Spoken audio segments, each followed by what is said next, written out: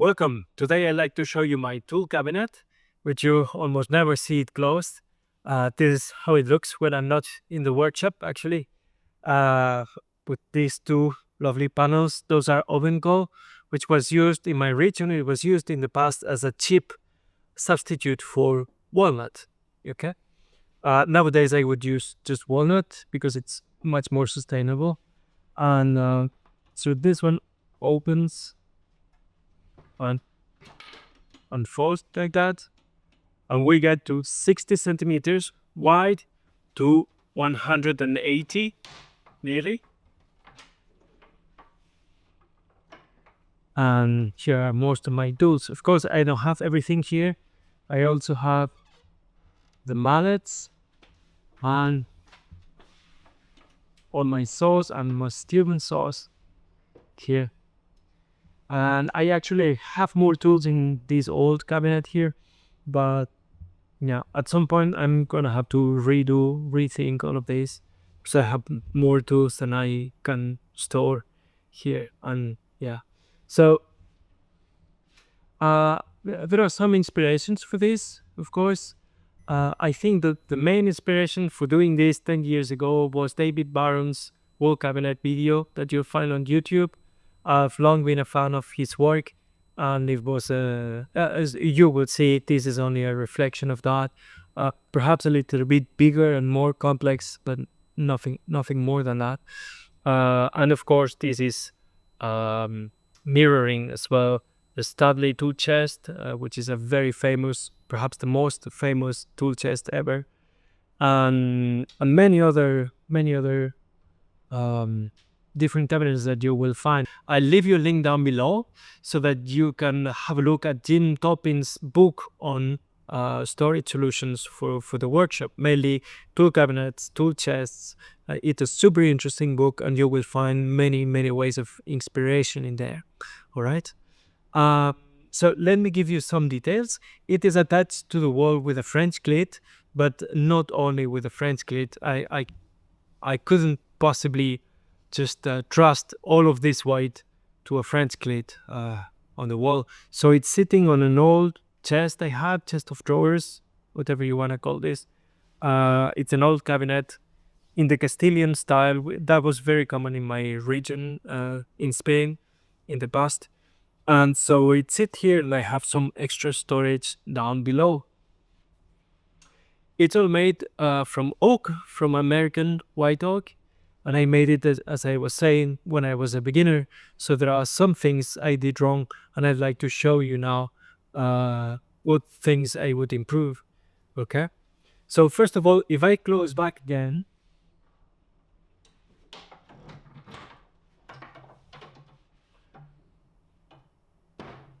you would see here that the main carcass, it's a single plank of tangentially sawn oak, which is about 30 centimeters wide.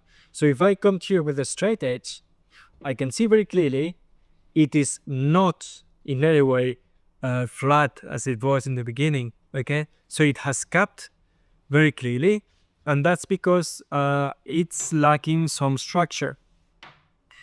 So all the shelves are adjustable except for the first one, this one, which is not well enough joined here. Okay, a good solution for that would be, as you can see in this example, those are wedged mortise and tenon joints. Okay, and you have 4 of them, and so we could see that there is a fixed shelf which is actually inside a housing or a dado, and it also has these through tenons that are wedged in the shape of a dovetail. So it spreads out as if it were, as it emerges to the surface.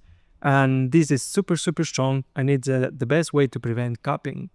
Another thing I could have done, of course, would be laminating the outside. So stack laminating, perhaps with 4 thinner strips to compensate for wood movement, right?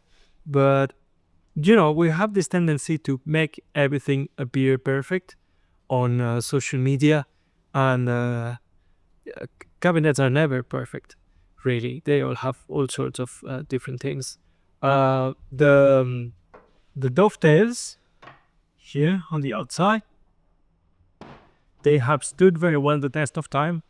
Super strong, super resistant, no cupping here. The cupping is more on center, where there's no actual mechanical resistance. Yeah, so that's something you could do better than I did.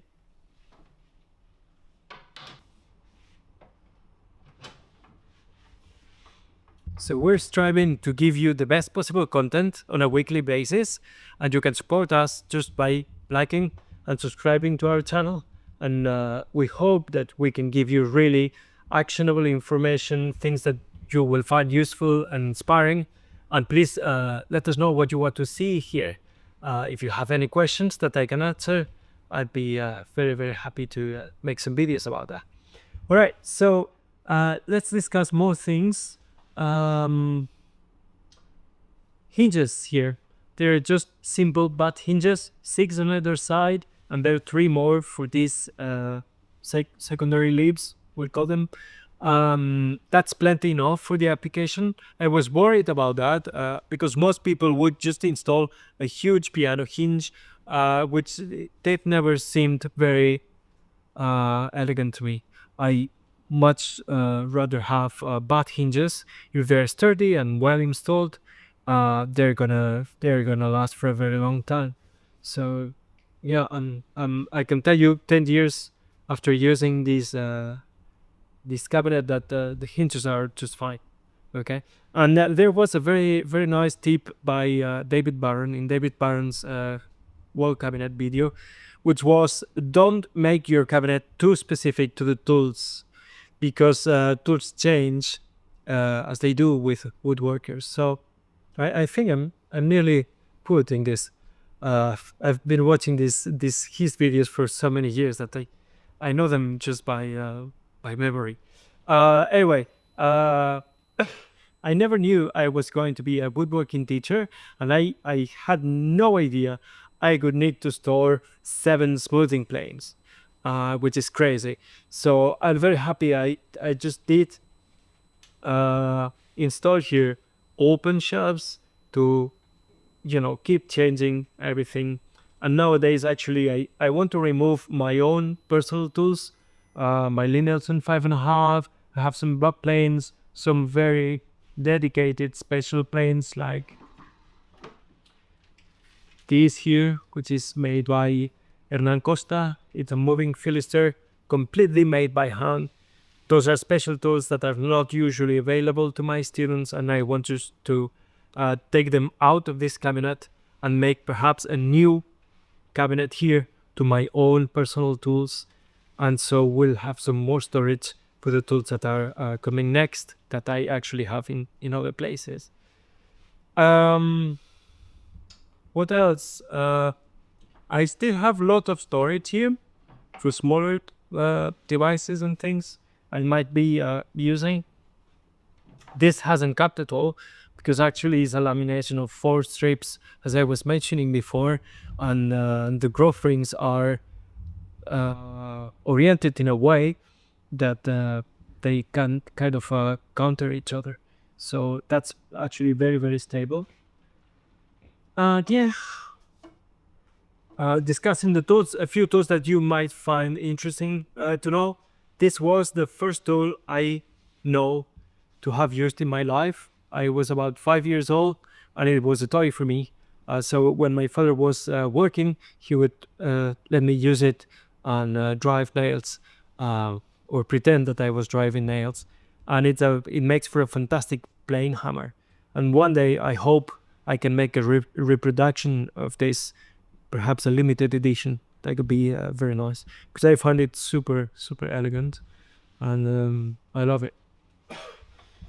Lots of Lie-Nielsen. I'm a huge fan of Lie-Nielsen, and one of my main interests in teaching is to convey a notion of what quality is about and different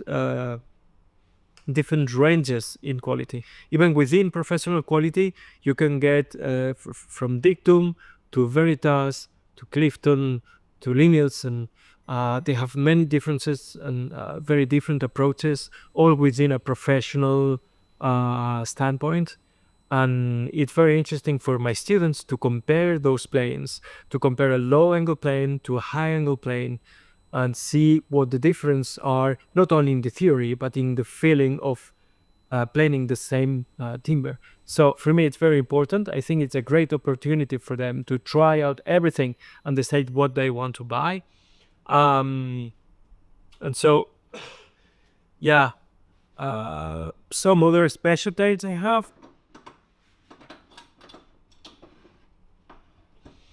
This is one I love. I bought it on eBay, and it's a Stanley router plane with a pattern date here from 1901. So this tool is 124 years old, and it's still providing an amazing performance for us.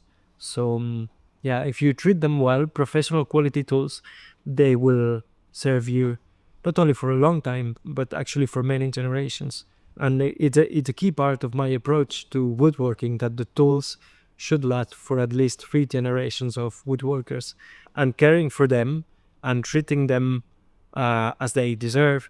It's a big part of what I do. Well, that's some other very interesting planes. The tomb block plane, we've been using these for a long time. I love it. Great quality price ratio. Very good value for the money you're investing. And many other tools I could be showing you. Of course, my Linelson 5.5, my favorite jack plane of all time. And yeah, lots of chisels and the regular things you would find. I don't need to go through everything. You will have to come here and put your hands on every single bit of equipment if you like. You can come anytime. You know, I'm giving every summer intensive courses in English for people that come from all over in the world. Next week come people from Australia, from many parts of Europe. Yeah, some locals too. And here are my saws, which are set apart, because storing saws, it's always a little bit of a conundrum. They're quite large sometimes. This one, and actually I have one that's this size, and I really need to find a new place for it. So quite possibly I'm gonna be making a new saw tail or saw cabinet for the saws that are still waiting to find their own place. And that's that. I hope you liked it. Please give us a thumbs up and subscribe. And if you have any questions or any comments, please do so. Write them in the comment section below.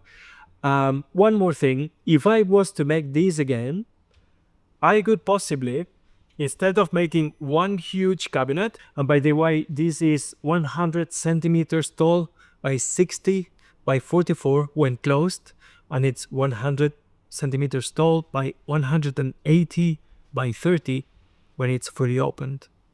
I think I would do 2 smaller cabinets, maybe a mirror image to each other with continuous panels in the doors, so that they would look like a unity, but they would be 2 separate, actually 2 separate cabinets mirroring each other. That could be a very nice way to go about this, and it could be so much easier to make and so much easier also for transportation. So that's perhaps a good idea for you if you're looking to make a new wall cabinet. Cheers now. See you soon.